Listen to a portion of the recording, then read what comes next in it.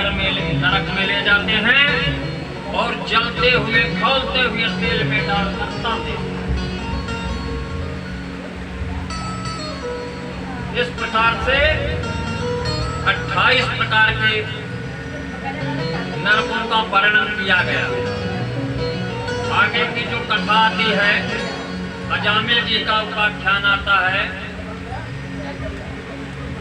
राजा परीक्षित जी ने कहा कि महाराज अब आगे की कथा हमको बताएं। तो उन्होंने कहा, श्री सुखदेव मुनि ने कहा कि हे राजन, इस विषय में महात्मा लोग एक प्राचीन इतिहास कहा करते हैं। उसमें भगवान विष्णु और यम के दूतों का संवाद है, उसको सुनो। बोले कान्यकुब्ज नामक नगर में। कान्यकुब्ज नामक नगर कहाँ है सर? कन्नौज है। एक दासी पति ब्राह्मण रहता था। ब्राह्मण था, उसने एक दासी को रखैल बना के रख लिया। उस दासी से उसके 9 पुत्र हो गए और हमेशा शराब पीता था, मद्य मांस का सेवन करता, दुराचार करता था। एक बार उस गांव में कुछ महात्मा आ गए। महात्माओं ने गांव वालों से पूछा, भैया अगर कोई साधु संत स्वभाव का आदमी हो तो हमें उसके घर का रास्ता बता दो, हम लोग जाकर के वहां रात्रि विश्राम करेंगे। तो गांव वाले मजा लेने के लिए बोले, आप संत अजामिल जी के घर चले जाइए। एक तो ब्राह्मण, दूसरे महान संत भी हैं। जबकि अजामिल बराबर रोड रहता था। अब संत बेचारे, उनको तो पता नहीं था। संत लोग चले गए और अजामिल गए हैं मार्केट, बाजार। उनको तो मद्यपान करना है जाकर, वो वहां जुटे पड़े हैं। सारे संत लोग पहुंचे। अजामिल की जो पत्नी थी दासी, उस दासी ने महात्माओं के चरण धोए। चरण धो करके उनको बाकायदे अर्घपाद्य इत्यादि आसन दे करके बैठाया। रात्रिकालीन भोजन भी हुआ और ये रात में आए एकदम पिए फुल थे, संपूर्ण रूप से नशे में। उन्होंने कहा, कौन से लोग हैं जो दरवाजे पे पड़े हैं? बोले साधु संत हैं, रहने का ठिकाना नहीं था, रात में आके रह लिए। बोले ठीक है, रह लिए तो रह लिए, सवेरे होते ही हमसे पहले उठ के इनको कह देना भाग जाएंगे। बोले अच्छा। अब दूसरे दिन संत लोग उनसे पहले उठ गए। संतों ने उठ करके नदी में स्नान किया और अपना संध्या वंदन इत्यादि करके बोले, भैया कुछ चाय नाश्ता हो तो हम लोगों को करा दिया जाए। अब तक अजामिल की भी नशा उतर चुकी है। बोले महाराज, जो कुछ पाना था कल पा चुके, अब आज की आशा नहीं है, निकलो, दरवाजा छोड़ो। बोले ऐसे कैसे दरवाजा छोड़ेंगे? बोले कल शाम को खाना खाए हैं, उसकी दक्षिणा नहीं मिली है, पहले दक्षिणा लेंगे। अजामिल बोले, भाई दक्षिणा आपको कायदे से दे दी जाएगी, ढूंढना पड़ेगा किसी कोने में लठ खड़ा होगा, वही दक्षिणा देगा। फिर महात्माओं ने कहा, अजामिल हम आपसे धन दौलत रुपए की मांग नहीं कर रहे हैं। बोले फिर? बोले आप यहाँ आए। बोले हम जानते हैं कि आपको 9 पुत्र हो चुके। तो बोले इसमें कौन सी बड़ी बात है कि जानते हैं? 9 लड़का तो होगा, घूमत ना दिखाते हैं, गिनती कैसे हो गया? बोले और कुछ भी जानते हैं? कहें क्या? कहें आपकी पत्नी गर्भवती है। तब तो अजामिल की आंख खोली, बोले अच्छा फिर? बोले इसको भी पुत्र पैदा होगा, इस बार गर्भ में पुत्र है। बोले तो? बोले इस पुत्र का नाम नारायण रख देना, बस इतना कर देना, यही हमारी दक्षिणा है। अजामिल अपने मन में सोच रहा है और मुस्कुरा भी रहा है, बेटा मेरे होगा, खुशी हमको होगी, नारायण नाम रख देंगे, मगर ये फालतू हुए जाए रहे। बोले ठीक है महाराज, नारायण नाम रख देंगे, आगे बताइए। बोले बस यही इतना करना। समय का चक्र बीता, 9वें महीने में उस दासी को 10वें पुत्र की प्राप्ति। अजामिल ने अपने वायदे के अनुसार उस बालक का नाम नारायण रखा। अब चूंकि अजामिल वृद्ध भी हो रहा है, तो वृद्ध पिता की अपने छोटे पुत्र में सबसे ज्यादा आसक्ति होती है। नारायण को कुछ जरूरत से ज्यादा चाहे, कोई चीज मांगना होता, पानी मांगना होता, बेटा नारायण, खाना मांगना होता, बेटा नारायण, कपड़ा लाना होता, बेटा नारायण, 24 घंटे नारायण नारायण। एक दिन की बात है, समय पे चक्र ने अपना पासा पलटा और अजामिल जी काल के गाल में समाने के लिए तैयार। यम के दूत आ गए उनको लेने के लिए। जब यमदूतों के दर्शन अजामिल ने किया तो अजामिल की हालत खराब हो गई। अजामिल ने देखा कि जो उसको ले जाने वाले 3 यमदूत आए हैं, उनके हाथों में फांसी है, उनके मुंह टेढ़े मेढ़े हैं और शरीर के रोए ऐसे खड़े हैं जैसे लोहे का सूजा। अब नारायण कुछ दूर पर खेल रहा। अजामिल के मुंह से निकला, बेटा नारायण आओ और इन दुष्टों से मेरी रक्षा करो। हमारे प्रभु कितने दीन दयाल, बुलाया किसी और को गया और कूद के आ कोई और रहा है। तुरंत ना पीतांबर लिए, ना गरुड़ का राह देखा, तुरंत अपने पार्षदों को बोला, हे पार्षदों, सीधा मेरे स्वरूप में चतुर्भुजी रूप धारण करके जाओ और अजामिल को जो लेकर के आ रहे हैं 3 यमदूत, उनसे छीन लो। उनके पार्षद आते हैं और रास्ते में जमकर होती है लड़ाई और अजामिल को छुड़ा लिया। अजामिल बैकुंठ चला जाता।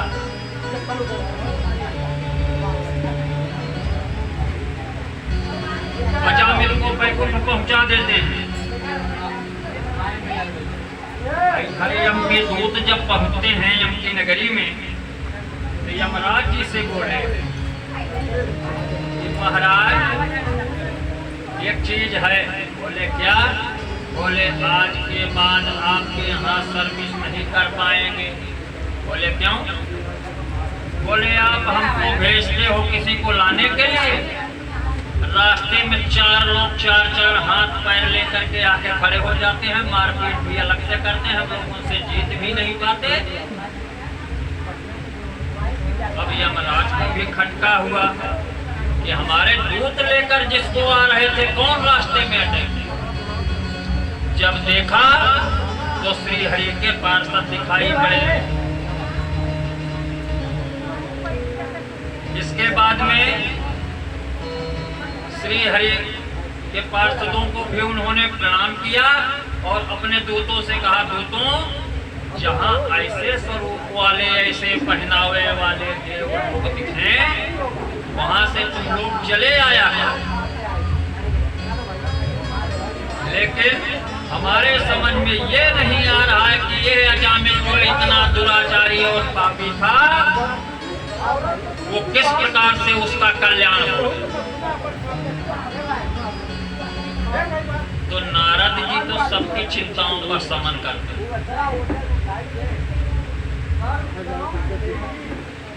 यहाँ उन्होंने बता दिया कि जो ऋषि मुनि गए थे, जिन्होंने नारायण नाम रखने को कहा था, जो भोजन किया था, उस अन्न के खाने मात्र से जो कुछ भक्षा भक्ष का दोष लगा था, उस दोष की निवृत्ति के लिए उन्होंने अजामिल का उद्धार करवाया।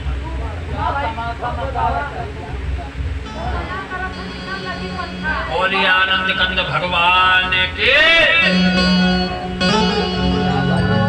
कृष्ण गोविंद हरे नारायण वासुदेवा।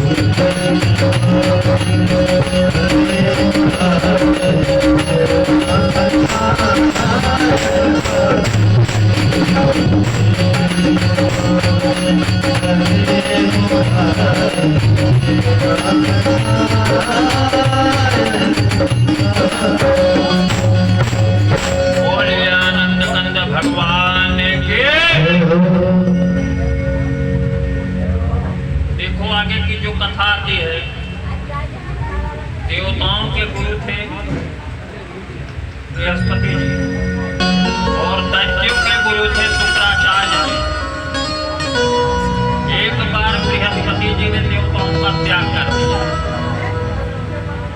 और देवताओं ने विश्वरूप को अपना गुरु बनाया। राजा परीक्षित ने कहा, भगवान देवाचार्य बृहस्पति ने कैसे उनको छोड़ा, यह कथा हमको बताइए।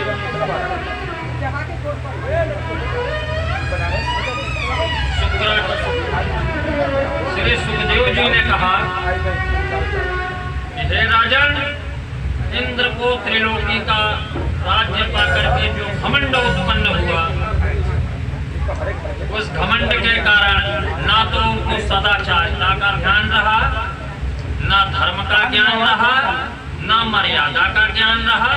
एक दिन की बात है, वो अपनी भरी सभा में अपनी पत्नी सची के साथ बैठे थे। 49 मरुदगण उनके साथ थे, 8 वसु उनके साथ थे, 11 रुद्र आदित्य ऋभुगण विश्वदेव साध्यगण, दोनों अश्वनी कुमार उनकी सेवा में थे। तमाम प्रकार के सिद्ध चारण गंधर्व मुनिगण, विद्याधर, अप्सराएं, किन्नर, पक्षी और नाग उनकी सेवा और स्तुति कर रहे। उसी समय देव गुरु बृहस्पति जी वहां उस भरी सभा में आते हैं। अब उस समय पर इंद्र ने ना तो बृहस्पति जी को नमस्कार किया,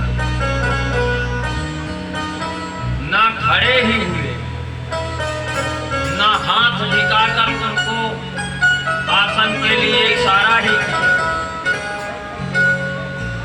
और बृहस्पति जी ने समझ लिया कि इसको अपना ऐश्वर्य का मद घमंड चढ़ चुका। बृहस्पति जी वहां बैठे नहीं, तुरंत उल्टे कदम लौटे और गए। और जब इंद्र की नशा उतरी, चेत हुआ, तो समझ गए कि आज मैंने गुरु की अवहेलना कर दिया है, बहुत बड़ा पाप किया है। हरी सभा में अपनी ही निंदा करने लगा। बोले, हाय हाय, बड़े खेद की बात है कि मूर्खता बस मैंने अपने गुरु का तिरस्कार किया। तमाम प्रकार के दुख से दुखी हो गए। बोले, मेरे गुरुदेव बृहस्पति जी अथाह सागर है, अथाह समुद्र हैं। मैंने तो बहुत बड़ी मूर्खता किया है। अब उनके चरणों में अपना माथा टेक करके उन्हें मनाऊंगा। देवराज इंद्र ऐसा सोच ही रहे थे कि भगवान बृहस्पति अपने घर से निकलकर योग बल से अंतर्ध्यान हो गए, गायब। देवराज ने अपने गुरु को बहुत खोजवाया, बहुत खोजबीन हुई, लेकिन कहीं भी अता पता ना रहा। और जब दैत्यों को पता लगा कि इनके गुरु गायब हैं, तो दैत्यों के गुरु थे शुक्राचार्य। शुक्राचार्य एक एक मिनट की खबर देते थे। शुक्राचार्य पक्के तंत्रज्ञ थे, तंत्र के ज्ञानी। और बृहस्पति जी वेद शास्त्र के ज्ञाता। शुक्राचार्य ने दैत्यों से कहा, अब तुम्हारा लोगों का त्रिलोकी पे राज्य करने का समय नजदीक आ रहा है। बोले कैसे गुरुदेव? बोले उनके गुरु गायब हैं, उनकी कोई सलाह देने वाला उनको है नहीं। बहुत उचित समय है, इसी समय पे आक्रमण कर देना चाहिए।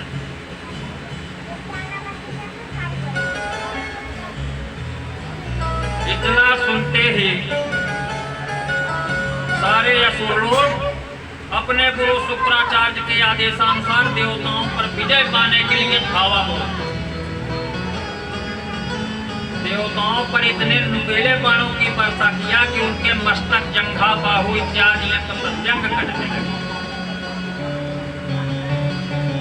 बचे खुचे जो थे इंद्र के साथ भाग करके ब्रह्मा जी की शरण में पहुंचे। ब्रह्मा जी ने कहा, देवताओं ये बड़े खेद की बात है, तुम लोगों ने ऐश्वर्य के मद में अंधे होकर के ऐसा बुराई का कार्य किया है, तो इसका फल भी तुम्हें भोगना होगा। कहते हैं अवश्य में वो भोक्तव्य कृतम कर्म शुभ। जैसे शुभ अशुभ कर्म करोगे उसका फल आपको स्वतः भोगना पड़ेगा। बोले तुम लोग जितना जल्दी हो सके अति शीघ्र किसी गुरु का वरण करो और बिना गुरु की सलाह के, बिना गुरु के यज्ञ करवाए तुम त्रिलोक का राज्य नहीं भोग सकते हो। बोले महाराज हम किसको गुरु बनाए? ब्रह्मा जी ने कहा, तुम लोग त्वष्टा ऋषि के पुत्र विश्वरूप के पास जाओ, उनकी सेवा करो। वो सच्चे ब्राह्मण हैं, तपस्वी हैं और संयमी हैं।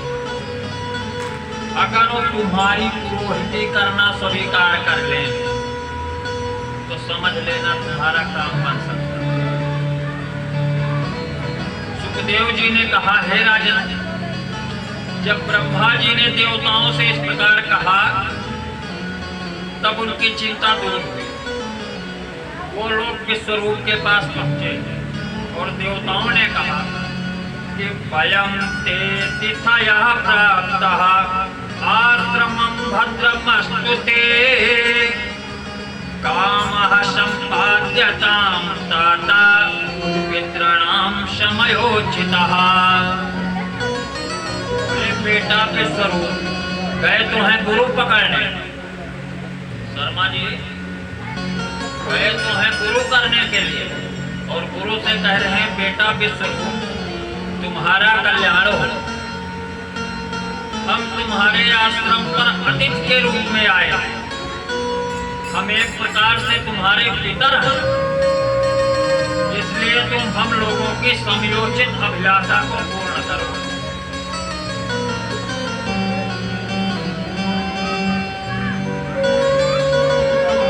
तो विश्वरूप ने कहा, मान्यवर आप बताएं हम आपका किस प्रकार से हित करें।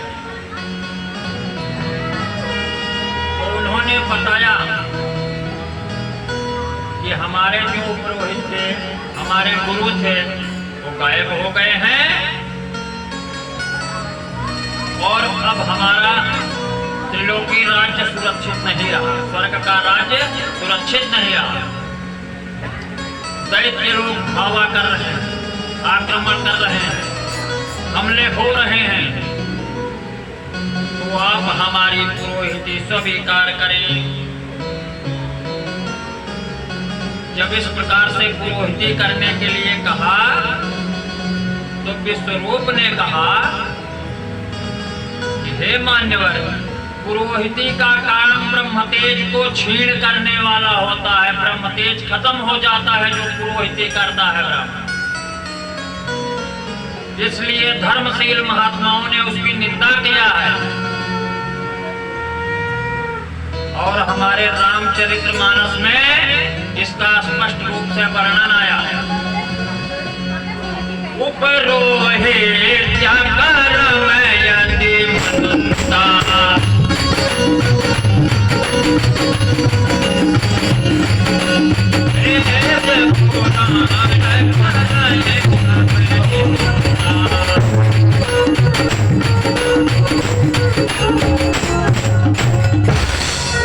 उपरेती का काम जो है बहुत निंदनीय कार्य है।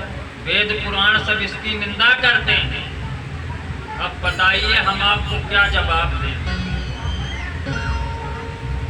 सुखदेव जी कहते हैं कि हे परीक्षित, विश्वरूप बड़े तपस्वी थे,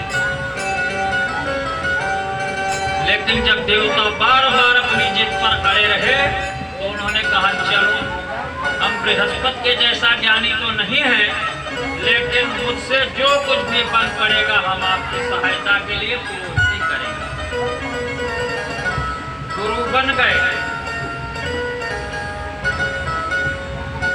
राजा परीक्षित जी ने पूछा, भगवान, देवराज इंद्र जिससे सुरक्षित होकर के शत्रुओं की सेना तितिर बितिर कर दिया और पुनः त्रिलोकी को जीत लिया, वो कैसे हुआ?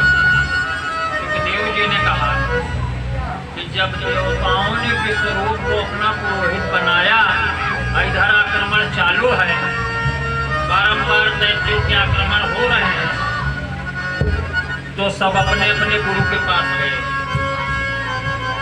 देवता लोग अपने गुरु विश्वरूप के पास बोले, गुरुवर, इस हमले से बचने का क्या उपाय करना चाहिए? तो विश्वरूप ने कहा कि हे देवराज इंद्र, भय का अवसर उपस्थित होने पर नारायण कवच धारण करके अपने शरीर को सुरक्षित कर लेना चाहिए। उन्होंने नारायण कवच का उपदेश दिया।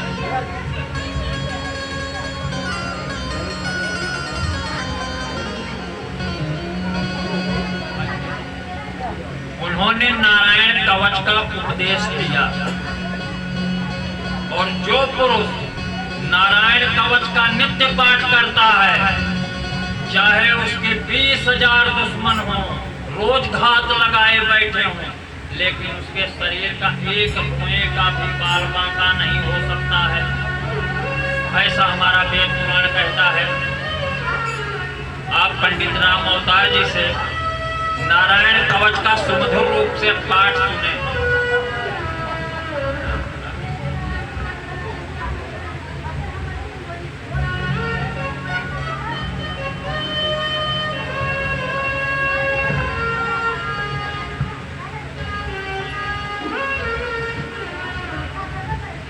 राजोवाचया गुप्तः सहस्राक्ष सवाहन सैनिकान् क्रीडे निवृत्त त्रिलोक्या विभुजे श्रियम् भगवन्माख्याहि वर्म नारायणात्मकं यथा तायिन शत्रुना येन गुप्तो जयन्द्रेः श्रीशुकोवाच पृथः पुरोहितस्त्रात्रो महेन्द्रायानुपृच्छति नारायणाख्यं परमाः तैर्यकमनाः शृणुः विश्वरूप उवाच धौताङ्घ्रिपाणिराचम्यसमित्रौदमुखः दस्वाङ्गरण्यासु मन्त्राभ्यां वारिदसुजीः नारायणमयं वर्मा सन्निहितभय आगते पादुर्जुनुरुन्दारे यतोऽथोरसि मुखस्थितारुर्वादोङ्कारादि विनश्येत् ॐ नमो नारायणेति विपर्ययमथापि वा करन्यासं ततः कुर्यात् द्वादशाक्षरविद्यया ऋणवादिकारान्तम् अङ्गुल्यां पुष्टपर्वसु विशेषितम् ओङ्कारं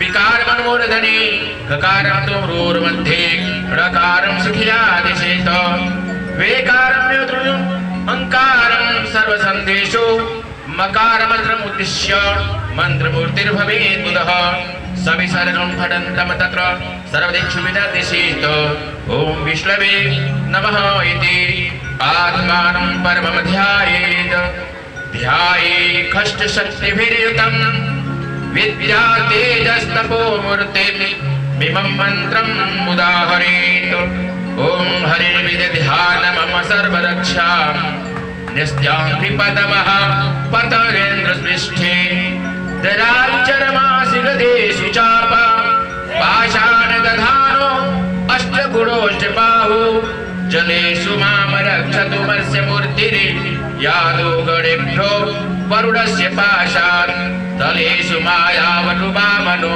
व्यात् त्रिविक्रमहखे वधु विश्वरूपः दुर्गेश्वटव्याजिमुखादिषु प्रभुः भायामि सिंहो सुरयोधपारिः विमुञ्चुतो यश महाट्टहासम् दिशो विनुगुर्यान् पतञ्च गर्भा रक्षत्वसौ माध्वनियज्ञकल्पः स्वद्रं च योनि तदरोबराः रामो त्रिपुष्टेष्वसविप्रवासे स लक्ष्मणोऽप्याद भरताग्रजोष्मान् मामुग्रधर्मादखिलात् प्रमादान् नारायणः पातु नरश्च हासात् दत्तस्वयोगादत योगनाथ पायात् गुणेशः कपिलः गन्धर्वबन्धनान् सनत्कुमारो वधु कामदेवा दधिनिशा मां पतिदेवहेलनान् देवर्षिवरयः पुरुषार्चनान्त्रात् गुरुमो हरेर्मां निर्यातशेषात्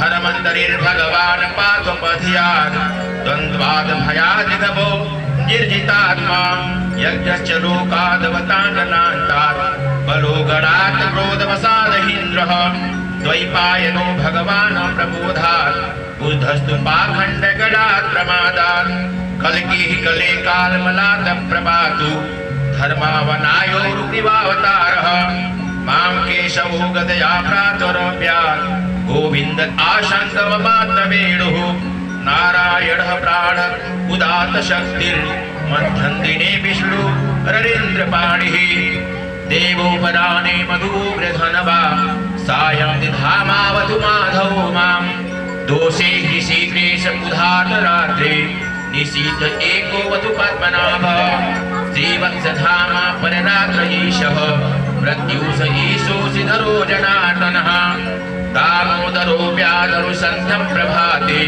विश्वेशरो भगवान् कालमूर्तिः चक्रं युगान्तात्प्रतिग्मनेमि भ्रमत्समन्तात् भगवत्प्रयुक्तं दन्तग्निदन्तद्धरिसैन्यमाशु कच्छं यथावात् सखोताशः गदेशनिस्पर्शन विस्फुलिङ्गे निष्पिण्डि निष्पिण्ड्यति तत्प्रयासे कुष्माण्डवैनायक क्षय रक्षो भूतग्रह चूडयारिन् तमयागधान प्रमथ प्रेत मात्रेर पिशाच विप्रग्रह घोर दृष्टिन् दरेन्द्र विद्रावय कृष्ण पूरितो भीम स्वरोरे हृदयानि कंप्यन् समतिग्मधारा सुगदानि सैन्य नीश प्रयुक्तो मम छिन्दि छिन्दि चक्षुंसि चर्मञ्छद चन्द्रछादै दिखाम घोरामर पाप चक्षुषां यन्नो भयं ग्रहेभ्यो भूतकेतुभ्यो नृभ्येव च सरीसृपेभ्यो दष्टिभ्यो भूतोभ्यो भोभ्येव सर्वाणि तानि भगवन्नाम रूपाकीर्तनात् प्रयान्तु संशयं सद्यो येन श्रेयः प्रदीपिकाः करुणो भगवान् स्तोतस्तोभस् छन्दोमय प्रभुः रक्षत शेषवृक्षेभ्यो विश्वक्सेनः स्वनामभिः सर्वात्मभ्यो हरिर्नाम रूपायानुधानिनः बुद्धीन्द्रिय मनः प्राणान् पादुपार्षदभूषणाः यथा हि भगवानेव वस्तुतः सत्सच्येत सत्येनानेन सर्वे यान्तु नाशमुपद्रवाः तैकात्मानुभावानां विकल्परहितः स्वयं भूषणायुधलिङ्गाख्या तत्ते शक्तिः स्वमाया तेनैव सत्यवानेन सर्वज्ञो भगवान् हरिः पातु सर्वेश्वररूपेण सदा सर्वत्र सर्वगः विदुक्षु दिक्षुर्मदः समन्तात् दन्तबहिर्भगवान् नारसिंहः प्रहापयन् लोकभयं स्वनेन स्वतेजसा समस्ततेजा मघवन्नीतमाख्यातं वर्मनारायणात्मकं विजयस्य सञ्जासेन दर्शितोऽसुरयूथपानो यद्धारणमास्तु यं यं पश्यति चक्षुषा पदा सा संस्मृत सत्यः साधु साधु स विमुच्यते न कुतश्चित् भयं तस्य विद्याधारे तु भवेत् राजदस्युग्रहादिभ्यो व्याघ्रादेव्यश्च करहिचित इमा विद्यां पुरास्कश्चित्